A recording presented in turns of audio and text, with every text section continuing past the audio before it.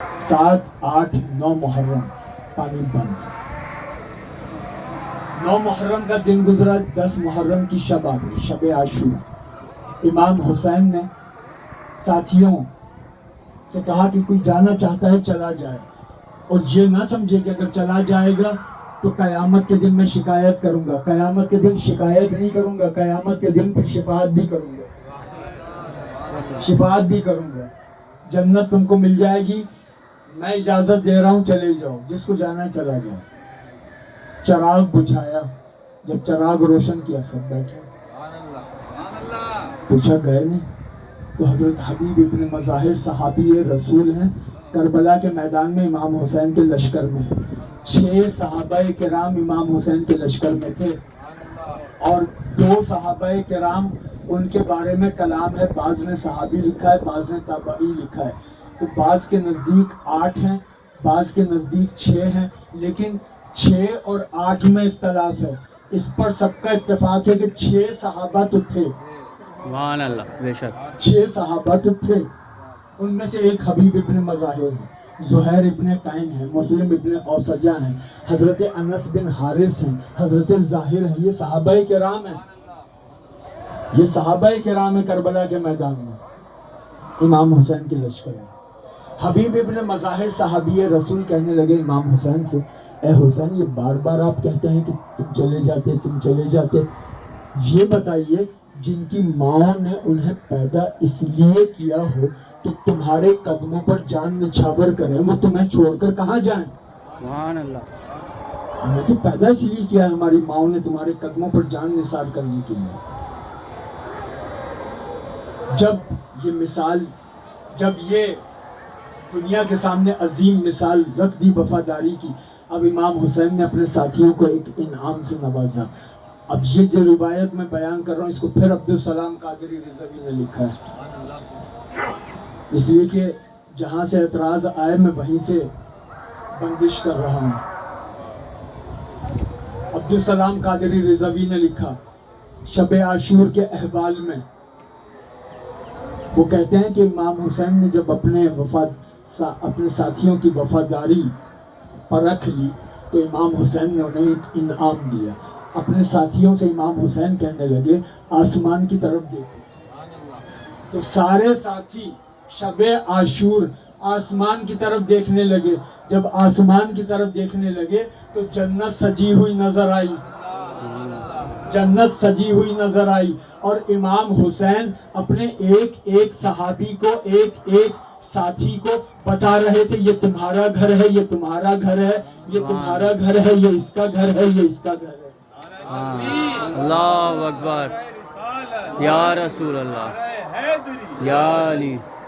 ایک ایک کا گھر امام حسین نے شب عاشور دکھا دیا. اب ہمارے ہاں طارق بن زیاد کے بہادری کے قصے بیان کیے جاتے ہیں. اتنا بہادر تھا کہ جب اسپین پر حملہ کیا تو کشتیاں جلا دی. اسپین پہنچا، کشتیاں جلا دی. اتنا بہادر تھا. میں کہتا ہوں کہ ہاں، طارق بن زیاد بہادر تو تھا، کشتیاں جلا دی، لیکن یہ بھی تو سمجھو کہ کشتیاں جلائیں کیوں؟ اگر کسی کے واپس جانے کا ڈر نہیں تھا تو کشتی جلانے کی ضرورت کیوں پڑی؟ کشتیاں اس لیے جلائی تھی، ڈر تھا کہ میرے ساتھی پلٹ کر واپس نہ چلے جائیں، بے شک میرے ساتھی پلٹ کر واپس نہ چلے جائیں. جسے اپنے ساتھیوں کی وفاداری پر شک ہوتا ہے وہ کشتیاں جلاتا ہے. جسے ساتھیوں کی وفاداری پر یقین ہوتا ہے وہ کشتیاں نہیں جلاتا، جلتا ہوا چراغ بھی بجھاتا ہے، سبحان اللہ. جلتا ہوا چراغ بھی بجھاتا ہے جسے اپنے ساتھیوں کی وفاداری کا یقین ہو. امام حسین نے ایک رات کے لیے کہا تھا کہ آج کی شب ہم عبادت کریں گے، جو مارکا ہونا ہے وہ کل ہوگا. عمر بن سعد نے کہا ٹھیک ہے، یزیدی فوج کا کمانڈر تھا، اس نے کہا ٹھیک ہے. کربلا ایک شب کے لیے موقوف ہو گئی، ایک شب کے لیے موقوف ہو گئی. اب یہاں پر بعض لوگوں نے لکھا امام حسین نے یزیدیوں سے ایک رات کی مہلت مانگی. اور بعض ہمارے بھی ناسمجھ، انہوں نے کہا امام حسین عبادت کرنا چاہتے تھے اس لیے ایک رات کی یزیدیوں سے مہلت مانگ لی۔ ارے وہ حسین جس کی سانس سانس عبادت ہو، سبحان اللہ سبحان اللہ، بے وہ شک عبادت کے لیے مہلت مانگیں گے؟ ارے وہ عبادتوں کو بچانے والے ہیں، بے شک، کہ عبادتیں ہوتی رہیں۔ امام حسین نے ایک رات کی مہلت مانگی نہیں، ایک رات کی مہلت دی کہ کوئی حر ہے تو آ جائے۔ سبحان اللہ، سوچ لو، غور کر لو، اب بھی دیکھ لو کہ سامنے تمہارے کون ہے، کوئی حر ہے تو آ جائے۔ وہ ایک رات کی جو مہلت دی اسی میں تو حر نے سوچا تھا جو اگلے دن آ گیا۔ سبحان اللہ سبحان اللہ، حر کو جنتی بنانا تھا، بے شک، حر کو جنت میں پہنچانا تھا، اس لیے ایک رات کے لیے موقوف کر دیا۔ اگلے دن حر آ گیا۔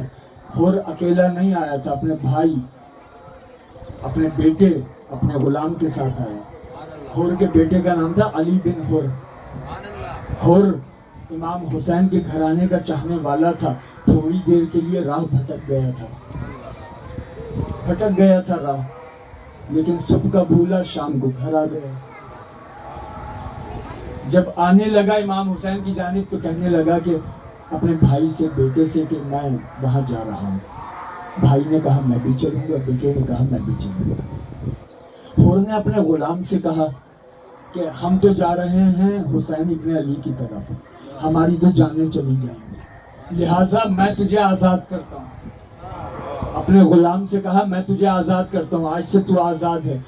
حر کے غلام نے ایسا جواب دیا، حر کے غلام کے قدموں پر میری جان قربان۔ سبحان اللہ، حر کے غلام نے ایسا جواب دیا۔ حر کے غلام نے کہا اے حر، تو اچھا آقا نہیں ہے، جب تک جہنم میں تھا مجھے غلام بنا کر رکھا، سبحان اللہ سبحان اللہ، جب تک جہنم میں تھا مجھے غلام بنا کر رکھا، اور اب جب جنت میں جا رہا ہے تو مجھے چھوڑ کر جا رہا ہے۔ اے حر، جب جہنم میں تو نے مجھے غلام بنا کر رکھا تھا تو جنت میں بھی ساتھ لے کے جا، سبحان اللہ سبحان اللہ، جنت میں بھی ساتھ لے کر جا۔ یہ ہے کربلا جس نے انسان کی نفسیات کو بدل دیا۔ ہر انسان اپنی جان کو خطرے میں پا کر جان بچانے کے جتن کرتا ہے، لیکن کربلا کے میدان میں جس کو امام حسین اجازت نہیں دے رہے، یعنی اس کی جان بچ رہی ہے، جس کی جان بچ رہی ہے وہ پریشان ہے کہ میں میدان میں کیسے جاؤں۔ کیوں؟ اس لیے کہ کربلا نے عادتوں کو نہیں فطرتوں کو بدلا، بے شک، نفسیات کو بدلا، سوچ کے زاویوں کو بدلا، سوچ کے زاویوں کو بدلا، اور کربلا نے حق اور باطل میں تمیز کر دیا۔